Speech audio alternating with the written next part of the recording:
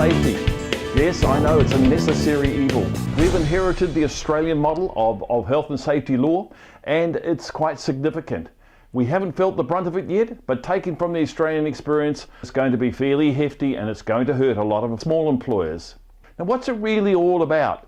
Well, in the past, the health and safety laws were about the physical workplace, whereas the new law is now about how we do the work. Probably more sensible. There are 4 key factors in regards to it. There's a high level of duty of care, and we'll get into that in a bit more detail soon. There are huge penalties. So if anyone falls foul of the law, there's going to be huge penalties. Anyone will be employers. And there is a necessary that worker participation. The employer must involve workers in every part of health and safety if they can. Now, there's some 2 key words in this legislation that are going to come out over and over again. Reasonably practical. Very difficult to measure what that actually means. So we're going to have to wait for the courts, but let me just get into a little bit more about it.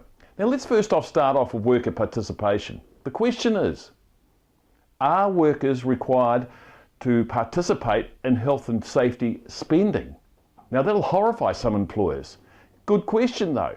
How far do you go involving staff? Can they make the decision, hey boss, how about spending $1 million to, wrap us in cotton wool? Those sort of things. And obviously there's got to be a give and take in that regard. But the key factor is this, that employers have to keep in mind, and employees, if there's an injury that's occurred, what the first thing that they'll be investigating were the employees, did they participate in the assessment of every risk in the workplace, first off. So the identification of a hazard, and then the next thing is what actions were to be taken to alleviate the hazard. Now, the courts will make some decisions in that regard. Now, were the employees involved enough? The key words in the legislation, wait for it, reasonable opportunity to participate. What does that mean? Well, none of us know. We're going to have to wait for the courts to tell us what reasonable means. Reasonable is one of those subjective words we just don't know, and it's embroidered through this. Another question we have here is, what are the key steps in the process for health and safety? So to keep it simple, we've broken it down to 4. First one is look for the risks. That must involve all staff. That's management as well as employees. And it's not just going out one day and assessing all the risks that potentially in the workplace, but it's to be ongoing and then to review and to assess and to go back and talk to staff about it. 2, assess the risks. 2 things to look at is the potential of harm occurring and the likelihood of it happening. So the third point is to prioritize identified risks.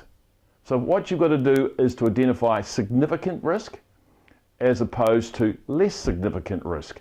So for the significant risk, obviously you've got to deal with very, very sternly, sensibly, and to put in place the requirements to manage that risk. But don't get complacent at that point. You must go on and deal with the less serious ones.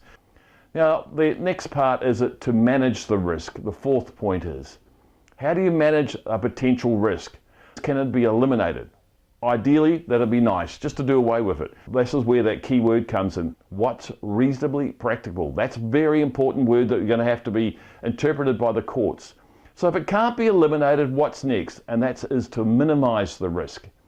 And again, using those words, what's reasonably practical? So eliminating that risk, can you do away with it? Can you minimize it somehow or another and still effectively do the work? So it's written in the legislation. The cost is not grossly disproportionate to the risk. So you're not required to spend $1 million on every risk, thank goodness, because a lot of employers would go out of business immediately. So what is it going to mean for employers? Well, it's very hard to tell. We're going to have to wait for the courts to make decisions in this regard. But looking at the Australian experience, because that's where we inherited this legislation from, employers, you're in for a hard time. They're going to have to go a long way. So if you are employers out there and employees, you're going to have to take health and safety very seriously and look after each other. For the facts, talk to Max.